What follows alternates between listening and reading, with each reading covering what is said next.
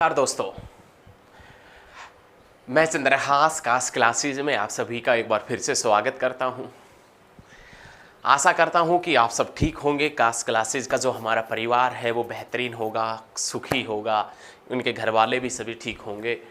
दोस्तों, आज की ये वीडियो है, ये बहुत ही ज़्यादा इम्पोर्टेंट होने वाली है, बहुत ही ज़्यादा धमाकेदार मज़ेदार होने वाली, क्योंकि आज हम इस वीडियो के अंदर पढ़ेंगे जिस पठार को भारत का रूर कहा जाता है उसके बारे में जानेंगे। कहने का मतलब, आज इस वीडियो के अंदर हम दोस्तों छोटा नागपुर पठार के बारे में पढ़ेंगे। हम आपको बताएंगे कि छोटा नागपुर पठार है वो कितने वर्ग किलोमीटर में फैला है, कौन कौन से स्टेट के अंदर फैला है, छोटा नागपुर पठार के अंदर कौन कौन से छोटे पठार स्थित है और उन पठारों को किस नाम से जाना जाता है। छोटा नागपुर पठार में कौन कौन से खनिज मिलते हैं, कौन कौन सी चट्टानें मिलती हैं, और छोटा नागपुर पठार का जो पानी का अपवा है, पानी का जो बहाव है, पानी छोटा नागपुर पठार से जो पानी ले जाया जाता है वो कौन सी नदियों के माध्यम से पानी ले जाया जाता है। कहने का मतलब, छोटा नागपुर पठार के अपोहा के बारे में भी हम पढ़ेंगे। तो यदि दोस्तों आपको हमारी ये वीडियो अच्छी लगती है तो इस वीडियो को ज़्यादा से ज़्यादा स्टडी ग्रुप में शेयर करें, आप हमें सपोर्ट करें, क्योंकि आपके सपोर्ट की हमें बहुत आवश्यकता है।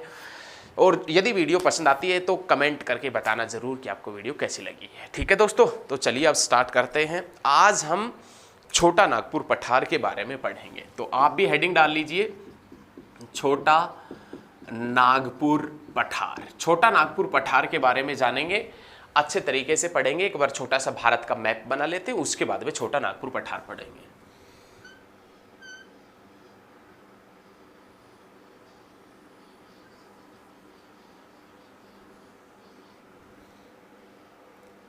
बेहतरीन तरीके से पढ़ेंगे, किसी प्रकार की कोई दिक्कत नहीं आएगी।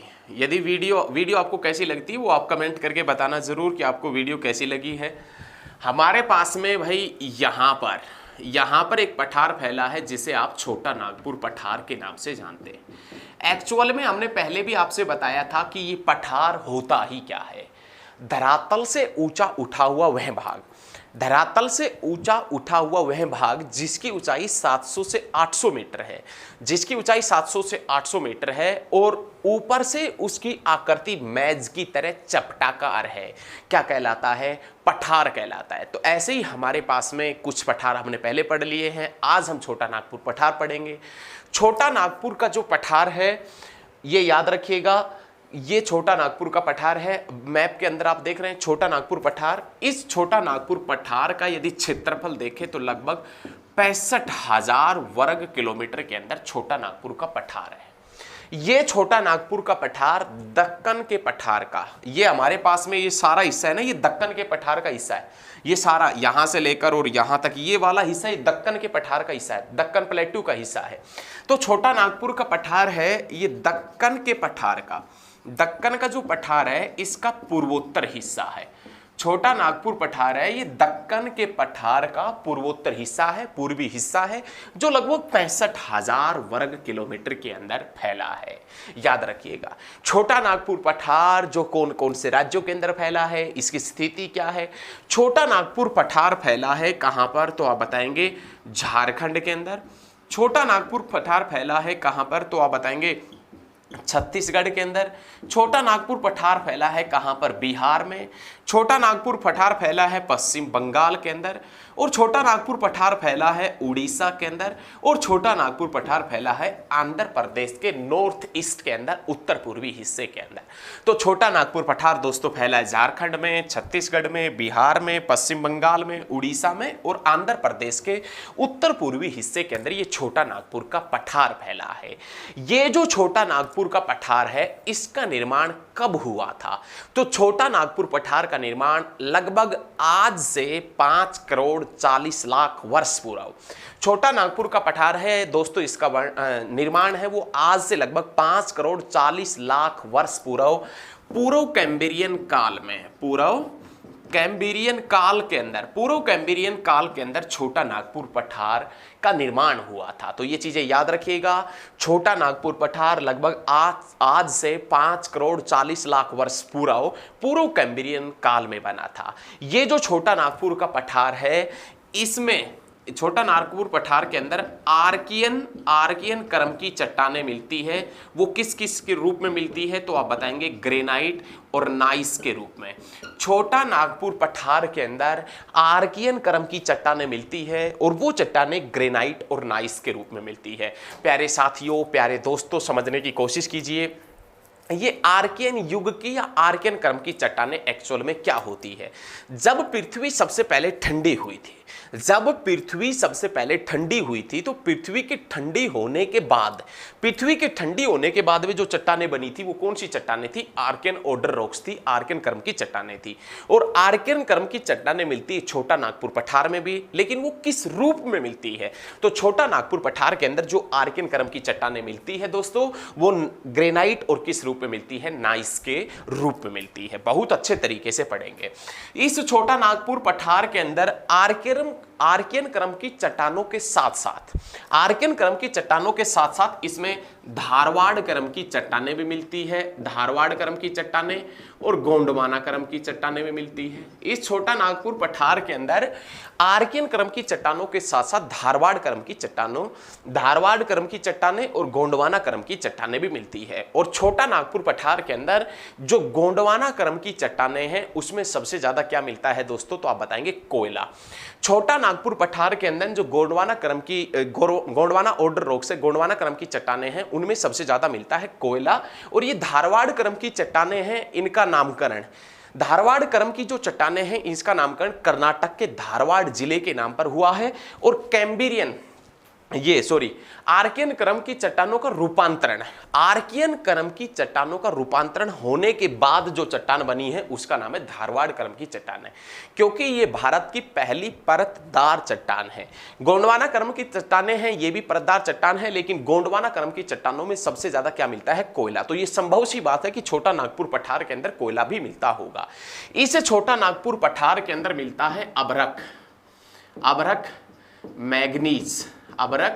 मैग्नीज, कोयला, लोहा। छोटा नागपुर पठार के अंदर सबसे ज्यादा क्या मिलता है? अभ्रक, सबसे ज्यादा क्या मिलता है? मैग्नीज, सबसे ज्यादा क्या मिलता है? लोहा, सबसे ज्यादा क्या मिलता है? कोयला।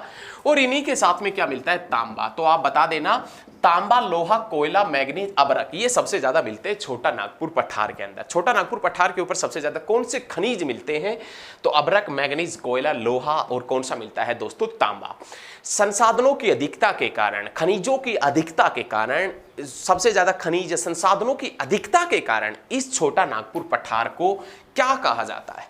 याद रखें, संसाधनों की अधिकता के कारण या खनिजों की अधिकता के कारण इस छोटा नागपुर पठार को भारत का रूर कहते हैं।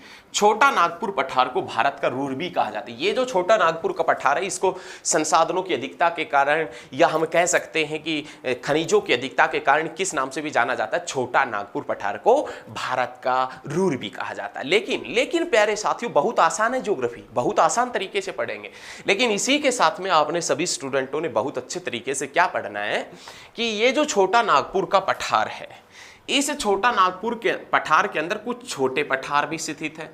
छोटा नागपुर पठार के अंदर कुछ छोटे पठार स्थित है, जिसमें नाम आता है रांची, हजारीबाग, सिंहभूम, पुरुलिया।